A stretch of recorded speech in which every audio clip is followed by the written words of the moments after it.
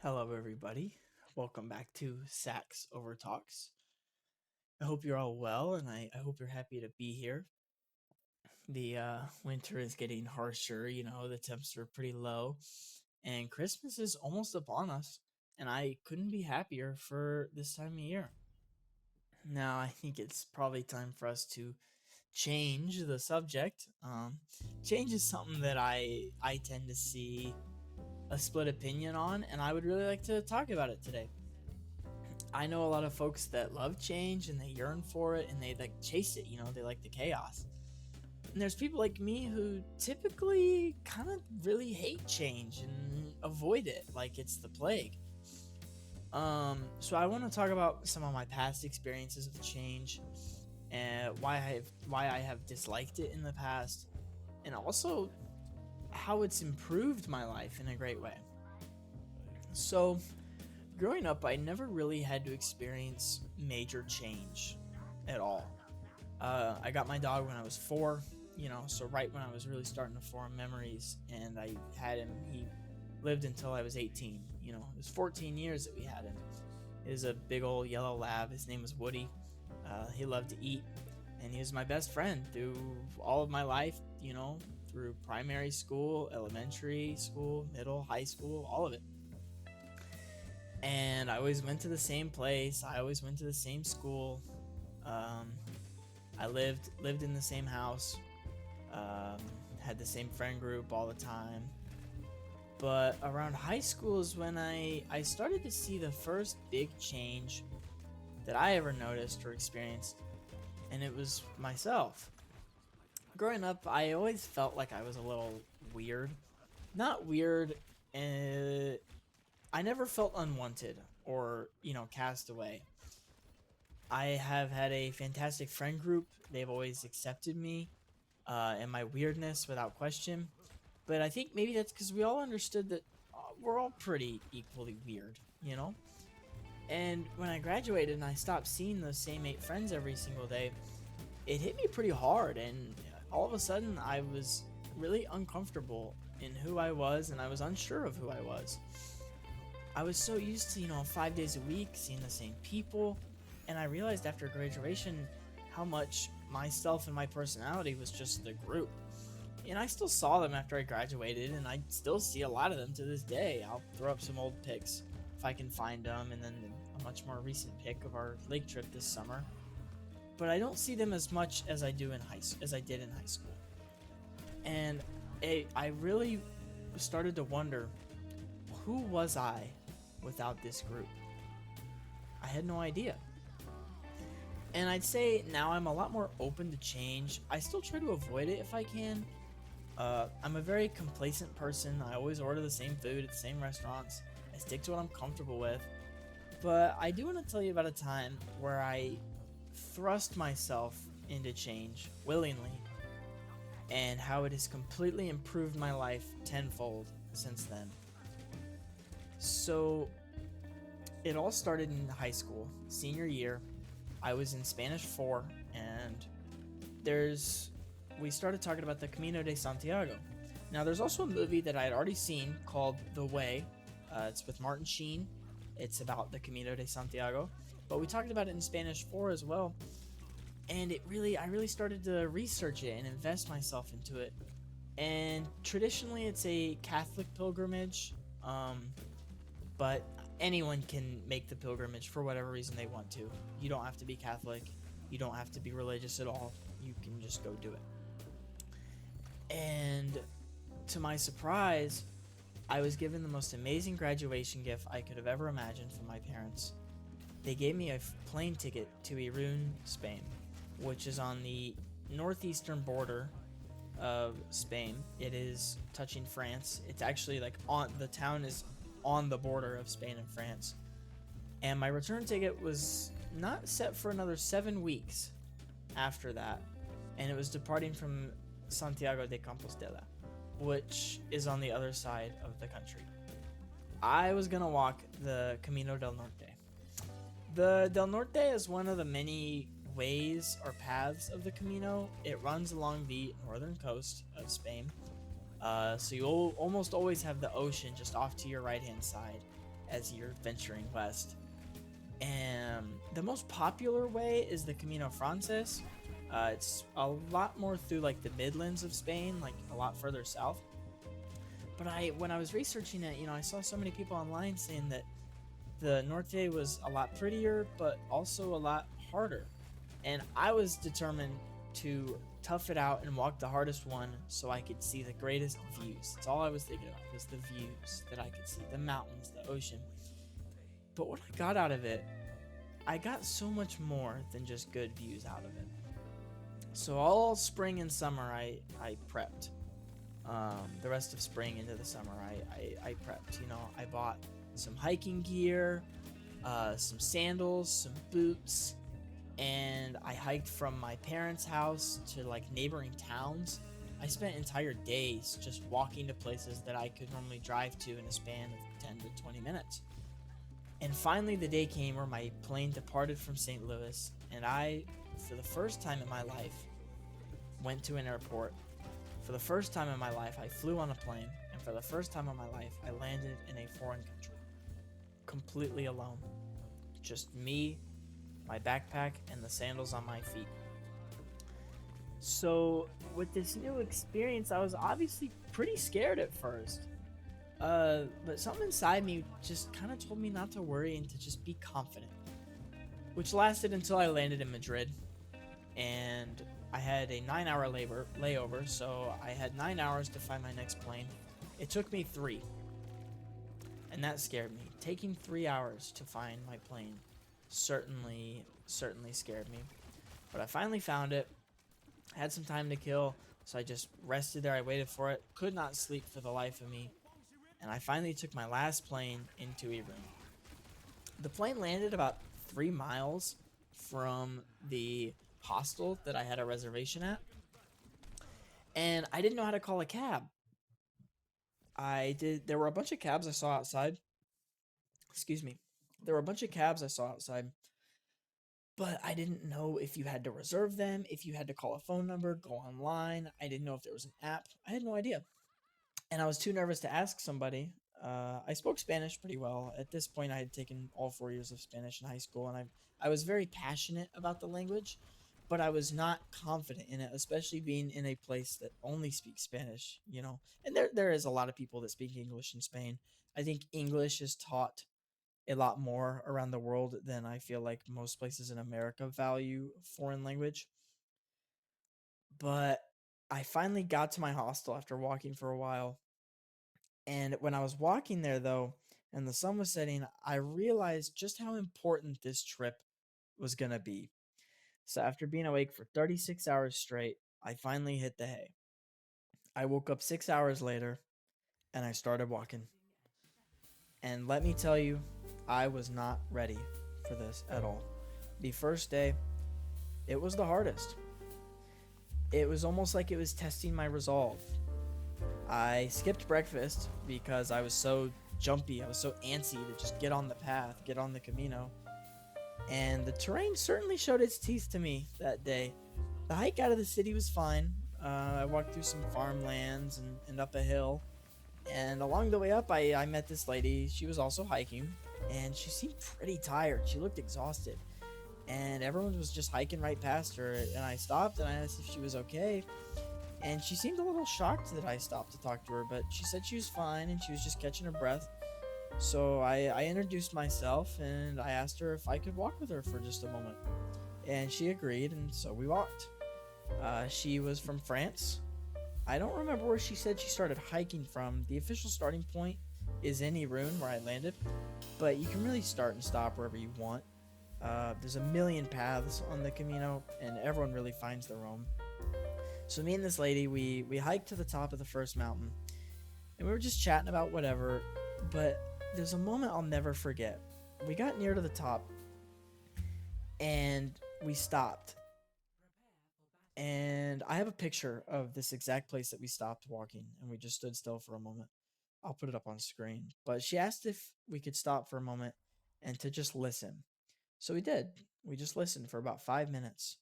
And you could just hear the waves of the ocean crashing against the rock face so far below us.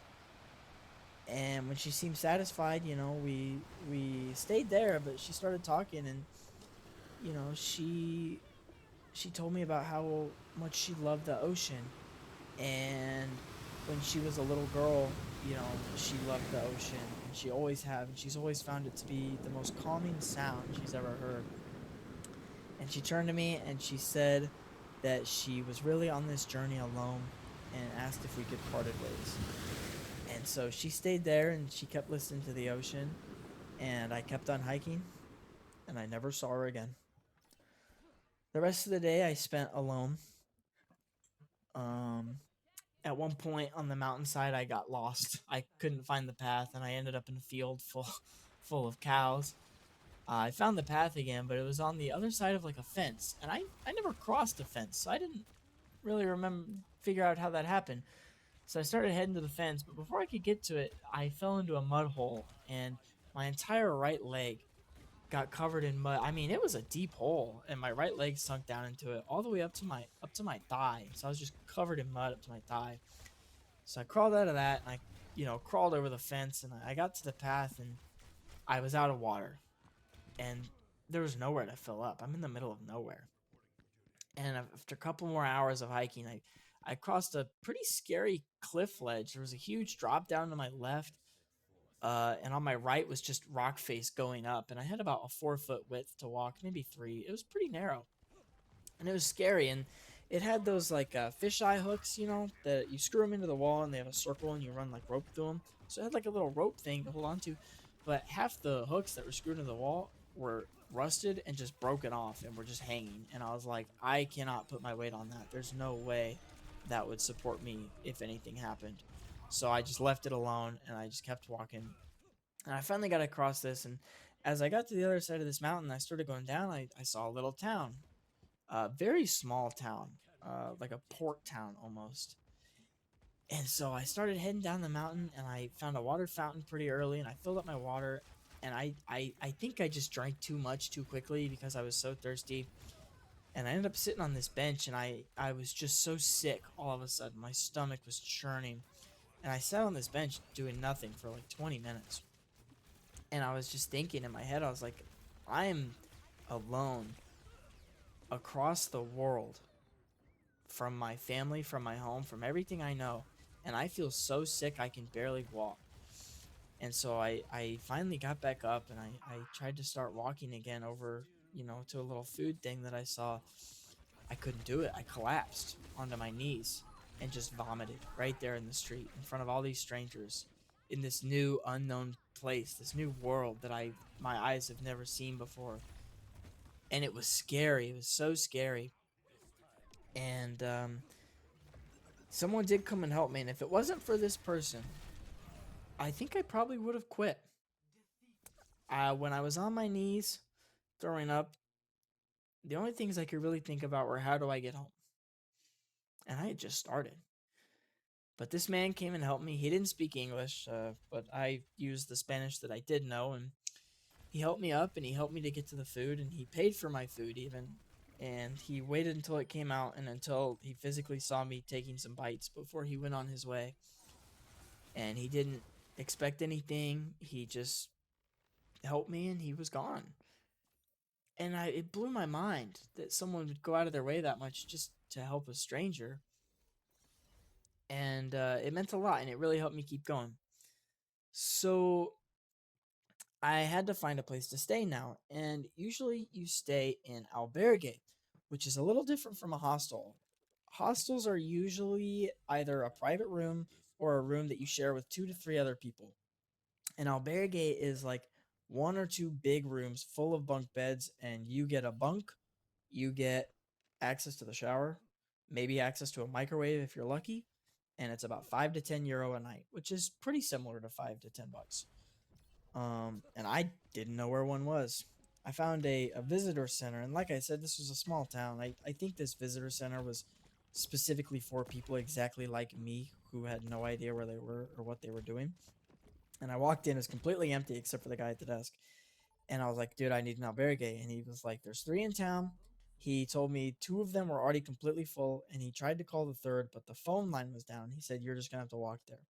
So I walked to this third albergue that he told me about, and the owner of this albergue, he was pretty funny now that I'm looking back, but he had some good humor that I didn't quite catch because of the language barrier, and I was still adjusting to the culture and everything. I didn't quite understand that he was joking whenever he told me that because I was American, I had to pay €100 instead of the €10 that he had listed. But then he laughed it off and said, "No, that's not true." And when all it was said and done, it was a hard day. It was a very, very hard day. But at the end of that day, I had food, I had water, and I had a bed to sleep in, and I couldn't have been more grateful for that. That evening around 6 p.m., there was a girl in the bunk below me. She introduced herself. She was also from France. She started her walk in Paris. She started hiking in Paris, which is so much farther than what I was even planning to walk. And that blew my mind. And the next day, everyone left the albergue, all the hikers. We left about the same time. And so her and I chatted for a couple hours that day and then kind of went about our own thing. And the next like 3 days, we we went about the same pace, and by chance we ended up at the same albergues as each other for the next like 3 nights. And so I ended up asking her the day after that. I was like, after a couple days, I was like, do you want to just walk the rest of the thing together? And she agreed. And at that point, everything changed again.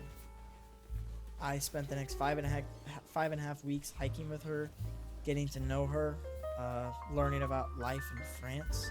I got to learn about Catholicism, and we just traded so many aspects about our wildly different cultures. And we hiked for probably about 15 to 18 miles a day through the mountains, and we spent so much time talking, and we also had a lot of quiet moments. When you spend that much time with someone, you're gonna have a lot of quiet moments, and it was fantastic. And so about 5.5 weeks passed of us doing this, and so many fantastic moments in there that would take me so long to delve into. But after about 5.5 weeks, I finally realized, I was like, I need to be on my plane in 10 days. And I had a lot more than 10 days worth of hiking to do at the current pace. If I wanted to make my plane in the next 10 days, I would have had to do more than double the speed I was already doing. And I didn't want to do it. I was taking this pace a lot slower than most pilgrims do. And I didn't want to speed up. And not because I was worried about being too exhausted or, not being able to complete it in time. I just didn't want to rush. I wanted to have time to stop and smell the roses, because the last 5.5 weeks I spent, we went slow, and we explored, and I explored on my own. I explored with her. We saw cities, towns, self-sufficient little villages where, they go to the city maybe once every 2 weeks. Some hole-in-the-wall cafes, and I just got to see so many new places, and I meet so many new people, and there was so much culture, and I had never been more pleased in my life than in those moments. So you're probably thinking, how'd you get to your plane in time? First idea was a train, but it was actually a holiday weekend, so that was not happening. There were no trains running. And then I was like, oh, maybe I can get a bus. Every bus for the next 10 days, completely full. Every single one. And I still had about a third of the country to travel across. So I was like, maybe I can get a charter plane, like it's just a small plane that I can catch a ride in. None. And that's when the panic set in. All of a sudden, I was lost. And I had no idea how I was going to get home. Not a single idea. Until I found an app. And it's pretty similar to Uber, I would say.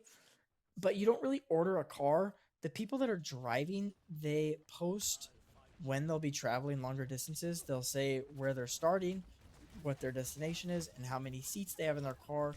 And they basically open themselves up to pick up like a hitchhiker. And there, by some miracle, there was one car going through the little tiny town that I was staying in that same night. that was going to arrive in Santiago. So I took it. I had no choice. And I was going to ride across a third of the Spanish countryside in a car with a complete stranger. And I was again terrified. And it again was a fantastic experience. It was a mother. She had her 1 year old daughter in the back. She was from Spain, but she spent 15 years living and teaching in Australia. So she spoke perfect English.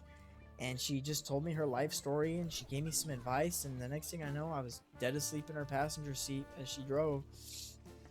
And it honestly, it takes a lot for me to fall asleep in a car, especially with a stranger behind the wheel. But something inside of me just knew that it was gonna be okay, and it was okay. So I spent the rest of my time in Spain exploring Santiago de Compostela. I had 8 days left. The first two, I was completely alone. I spent exploring all the cities, the shops, everything I could see in the day. And something about their culture that's really different from ours. It was so cool. They open roughly the same time as stuff in the States, maybe a bit earlier in some cases. But everybody shuts down around noon, 11 to noon, and they don't open back up till 3 or 4 in the afternoon. I'm pretty sure they all go home and just nap. And then everyone, the city just stays awake until like 2 a.m. The city life was so busy, even so early into the morning. Everybody was out at 2 a.m. And this it was very different for me because here in the States, I grew up in the country. The biggest city I've been to is Chicago, which I've been to for the first time like a month ago. I've never really experienced cities. I grew up in the country. I still live pretty rural, but I never felt unsafe. Even though I was so out of my element and surrounded by so many people, which I'm so not used to, I never felt unsafe in the city. I could go out at night in those cities, walk around, do whatever I want completely alone, and I never at once felt threatened. And then after about 2 days of there, my parents actually surprised me. Neither of them have ever been to Europe either. They flew out, and all three of us spent the last 6 days together as a family in Spain. And it was just fantastic. It was just so fantastic. And all in all, I learned a lot about life, about humans, people. I love people. I just love people. Cultures. I learned so much about other culture. Most importantly, I learned about myself and who I want to be as a person. Traveling overseas is undoubtedly the most amazing and important decision I've ever made. I cannot recommend it enough. If you get the chance to go, please take it. It's funny too, because since then I've even changed more. I'm always changing, and I think all of us are always changing, whether we think so or not. And that's the reason I'm becoming a lot more used to change, I feel like. And it still makes me really uncomfortable, and it's hard for me to bring that upon myself. But I always try to remember that a lot of good can come from change. And right now, as I'm writing this and reading this out loud, I'm being reminded why change is good, because I'm actually going through a big change right now. I just quit my job. And if there's one thing that I never want to do, it's switch jobs. But ever since I put in my 2 weeks, I have been feeling so much happier, so much more driven, and so much more passionate, specifically about this YouTube channel. And I've done a lot of YouTube before. I've had a lot of YouTube ventures. Back in middle and high school, I made a lot of short films and skits, which middle school me made on my school account that has been deleted because I don't go to school there anymore, which is quite sad. So those are all gone. I've done ASMR, which honestly got pretty popular. By my standards, at least, I uploaded one video that got 50,000 views in high school, and that blew my mind. And gaming, too. I've tried all of it, but none of it sparked like this. And I'm feeling so motivated for this channel.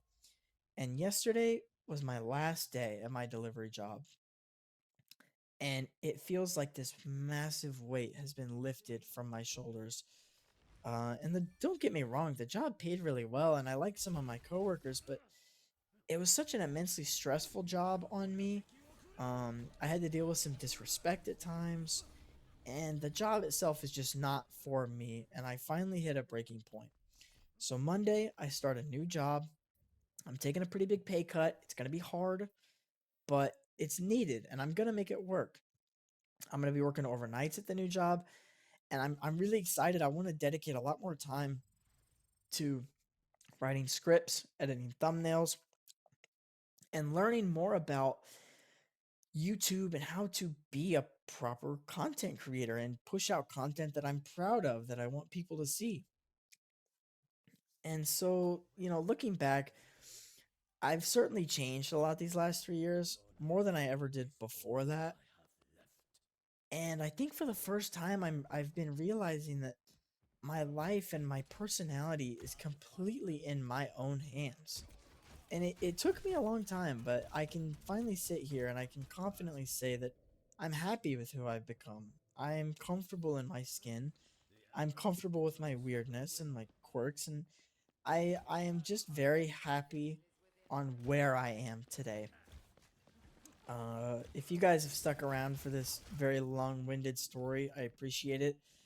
I'm very glad you're still here. That's pretty much all I have. Please consider subscribing if this is something that you like. Leave comments. Tell me some stories you have of events that changed your life, or really anything. Tell me anything. Thank you for watching. I hope you have a wonderful morning, day, evening, night, wherever you are. And I just wanted to remind you that you are always loved and you're always welcomed here in my comment section and my community on this channel. And I just want to thank you again for watching. Have a great night.